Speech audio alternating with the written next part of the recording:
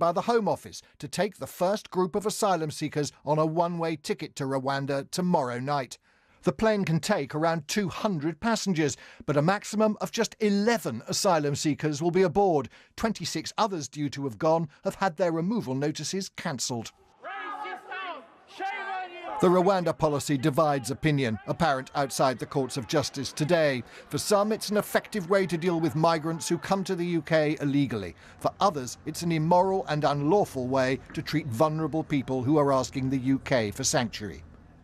To stay removal of asylum seekers to... Lawyers were making a last-ditch attempt in the Court of Appeal to stop tomorrow's Rwanda flight, but the three judges, led by Lord Justice Singh, decided there was not enough to overturn last week's decision to let the plane take off. This court cannot therefore interfere with that conclusion. Campaigners were disappointed by